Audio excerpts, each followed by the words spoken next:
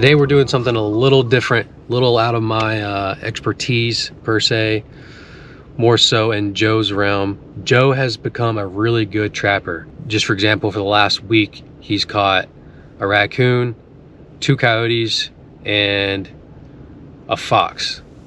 So I know nothing about trapping. I have zero experience with trapping, but Joe's been practicing his skills and gotten really good over the last couple of years. And it's something that I think we're going to kind of get into filming, is more of the trapping side of, you know, what he does. And I'm going to learn a little bit too. So we're going to start filming more trapping. There's this black coyote that's been showing up, and he's pretty big. And so we're going to try to take him out. And if you guys don't know, coyotes in some places in the United States, coyotes can be responsible for killing up to 60% of the fawns in the area.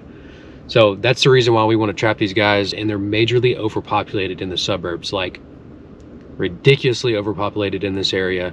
Not scared of pets, not scared of humans. I have some in my neighborhood back at home, and they'll literally like walk up to your car sometimes. Like they'll get like 15 yards from within my truck. Actually, this past week it happened to me where I pulled in the driveway and there was one that was like kind of following my truck because he was curious. He was like mirroring the location of my truck in the yard. That's another reason why we need to make sure we control the population in the suburbs. It's important to control them everywhere, but especially in the suburbs where there's higher risk for them to attack a pet. Not only just fawns, you know, we're trying to protect the young deer, but here comes Joe right now, pulling up. So we're gonna get in these woods, set these traps.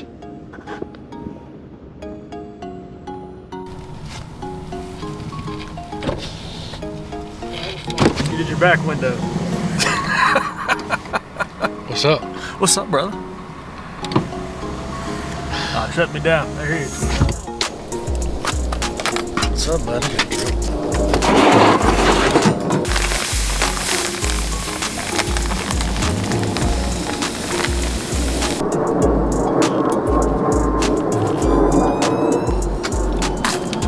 Get the traps ready. So, guys, Joe was hard on his bow hunting. All right, we're doing a little predator control. We're gonna do some trapping out here. And one thing to look for, obviously trail, we've got coyotes on camera, which obviously gives you the indication that they're here, so it makes that pretty easy. Being in the residential area where we are, don't want to use snares and stuff, and always go by your state laws when it comes to snaring and everything. So we're going to be using a foothold trap. And one thing we look for are what we have are known backing sites where you already have this tree that's been on the ground. So it's perfect backing. We're just going to put our dirt hole right in here, and once we get done with it, and you'll see this all gets cleared out to the dirt, it's going to look like a mouse or something is down in that hole.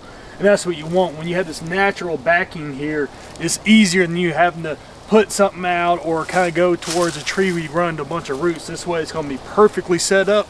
We got a great area coming in off of some thickness, coming straight through here, good trail. So let's go ahead and get started and we'll get it worked out. So what we're going to do, we're going to go ahead and set this trap up. You're going to kind of see the process. We're not going to do a full-on directional video on this. When we got a little bit more time, we'll definitely set that up for you. But right now we're just going to show you kind of a set, what we do, kind of a quick overview of it, and then we'll go from there. And then the next video we do more than likely be a more in-depth, from buying the trap to degreasing the trap to painting the trap to waxing it, and then actually putting it in the field, guys. So right now this is just an overview, but you're going to see us kind of set up and go from there, guys. All right.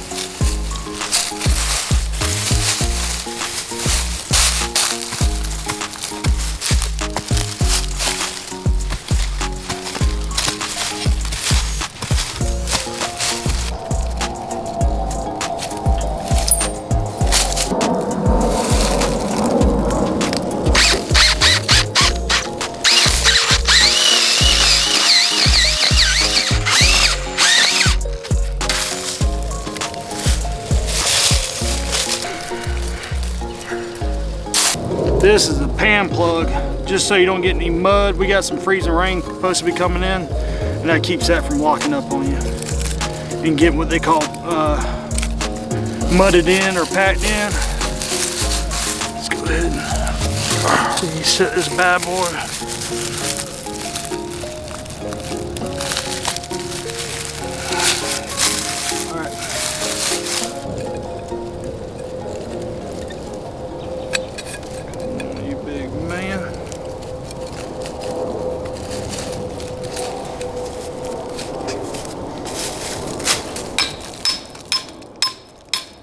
This is the anchor.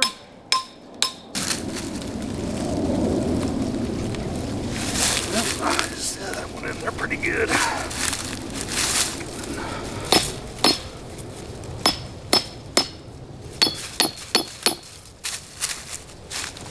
There we go. There's your trap. This is key. Oh wait, set that trap. All right, it's set now. It ain't going nowhere. Guys, I didn't mention this, just to let you know, always flip this backside up. So if it does, you accidentally hit the pan and it snaps forward, it's not getting your fingers. Always cut your roots off, because they will mess your pan up.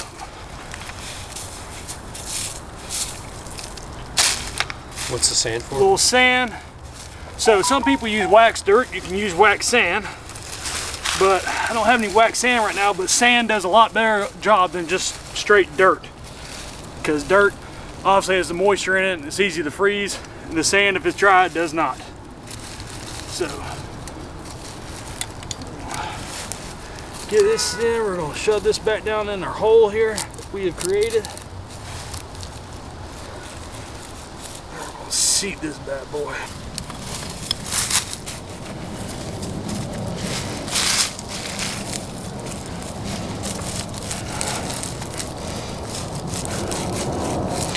Now it is, you want these things not to move. So you're gonna pack this in, get this nice wet dirt that you've already pulled out, put that down in there. Don't be scared of it. Don't be scared. Okay, so we're gonna night latch. You hear that click? It is ready to go. So we just, again, make sure we pack that in all around. Don't want to be able to push on this. See, it's not really moving at all. Put a little more on the back end here. Get those. This is considered a dogless one because it doesn't have that little clip there, which I prefer. So, all right, so we're good. This thing ain't going nowhere. See that? It's not moving. That's what you want. Use our sand again, and you just want to sprinkle it on there. Little trick here, you're going to smooth this out because what you want to do is just make sure the pan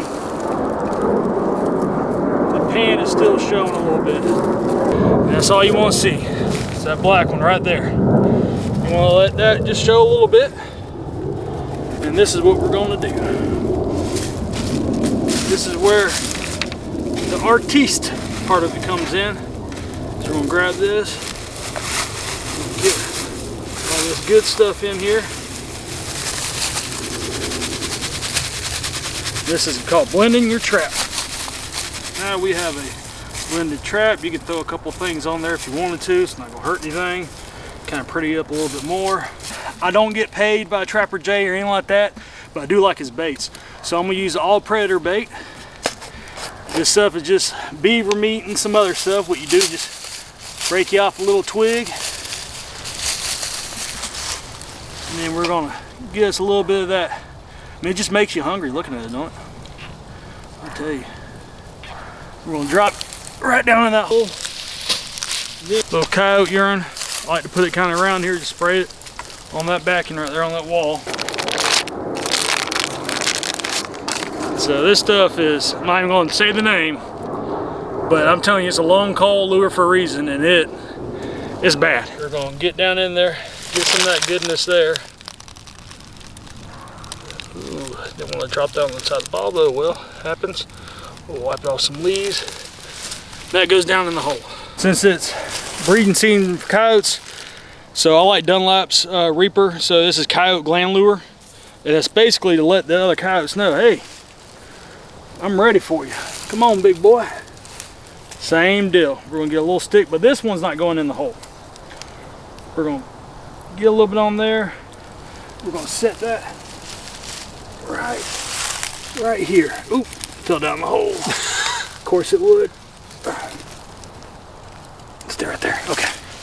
And from there, I like to kind of mix a little bit of long call lures here, so it's just kind of loud.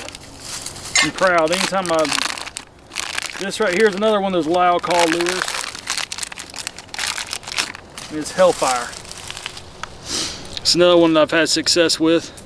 So I'm of the impression that, you know, I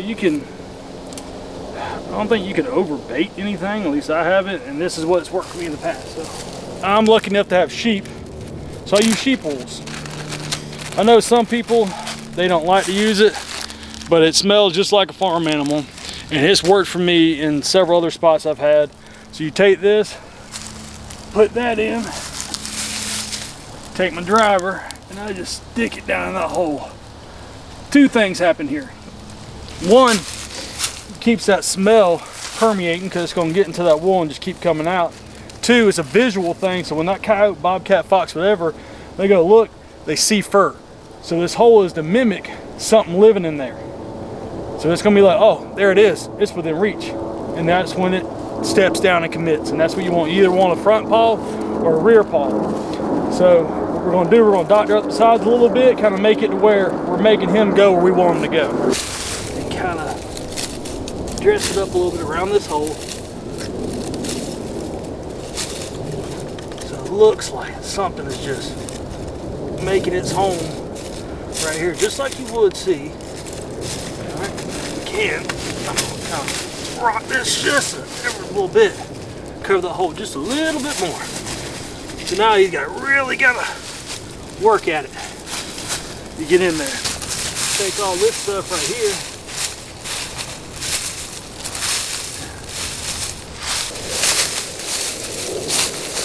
Same thing, we're not just laying sticks out here because that gets kind of, hey, that's a little weird. So all we're doing, take what we've already done, and we're going to take this and build it up a little bit. And it's not going to stop him from coming over to this side, but we're going to encourage him to use the other spots.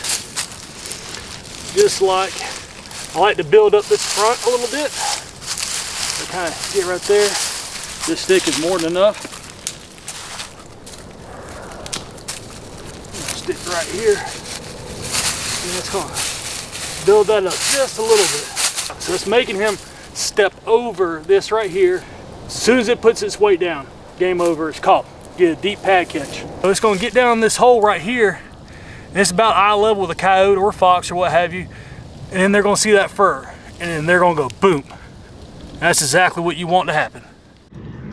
All right, what time is it? 7:30 a.m. in the morning. We got a coyote. Got one last night. Joe's making me meet him at 8 a.m. It's 10 degrees outside. It's never this cold in Georgia. And Joe's like, yeah, let's meet at the coldest time of the day instead of like noon. For whatever reason, he's got things to do. He's got 15 kids, so that's what we're doing. Headed to meet Joe, take care of this coyote. It's not the black one, but it's a good one. We need to get rid of them. There's way too many. It's not at the same spot we just set one, but it's literally like half a mile down the road from where we're trying to get the black one. So he's been on both cameras. What was that about? Oh no, they were just asking. She's like, y'all hunting? Y'all got any deer this year? This year? Remember the guy we met last year? Yeah. It was him and his wife. Oh. Yeah, and I was like, no. The guy lives there? Huh? Guy lives right there? Oh, yeah, I was like, no, we ain't got any deer yet out at this spot. We're about to put some corn out and maybe get some does, and definitely he's like, well, you know, I like that hot sausage. I was like, we'll definitely help you out. And I told him about the coyotes. She's like, there's coyotes out here? And I showed her the picture of them. She was like, I had no idea. I love to work out there in my garden. Yeah, kill them all. That's awesome. Let's go to work. Got the hay for the coyotes. That's what we bait them with. Works really well. Just straight up hay, right? Do what now? Hay. Oh yeah. That's what we use for the coyotes. Yeah. Hey, it's what we use for our coyotes. It's our secret bait. It's like one of those things that the old people will tell you about. Hey, it's like crack cocaine for them, man. Yeah. It's awesome.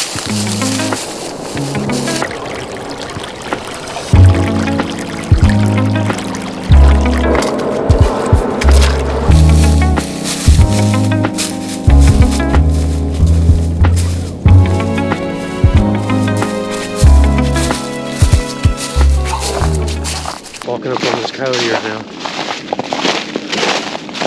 Frozen. If y'all can hear that, it's nothing but ice. Yeah, it's 10 degrees outside right now. He's beautiful. Yeah, that's a good looking coyote. That's a huge catch, so he set the other one off with a straight over there.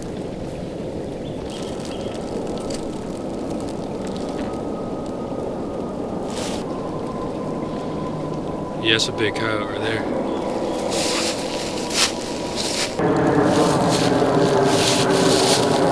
He's terrified. You mean? Yeah. Did you see the rest of the camera shots from last night? Yeah. There was 3 of them out here. Yep. After he howled.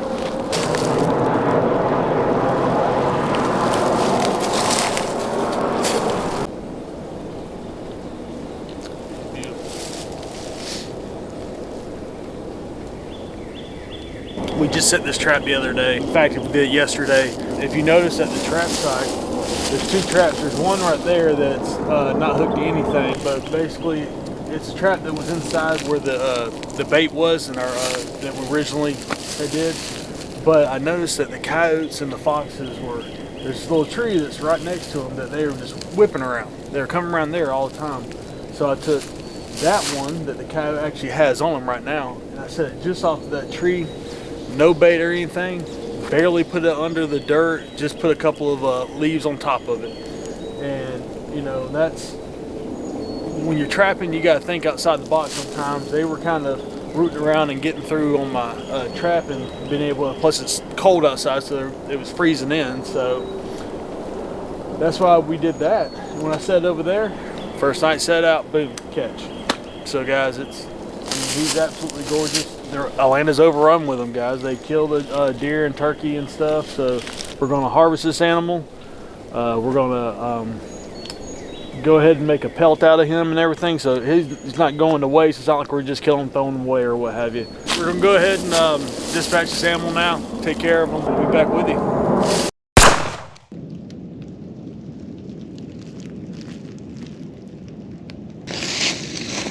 Good deep pad catch right there. We had a huge black coyote on camera. Now that's obviously not this property, however we got him on this property as well, so it was about half a mile as the crows flies through the woods. So he's using both properties, and he's basically like our crown jewel that we're going after. He's absolutely beautiful, big, obviously dominant alpha male, so we're definitely wanting to get him. But in the meantime, we'll drop some more pictures. After he was, even the one we caught today was trapped up, we had 3 others that were right here standing. So this place is saturated with these coyotes, but man, the black one is definitely the one we're going after. So hopefully next video we'll catch them, guys. See you then.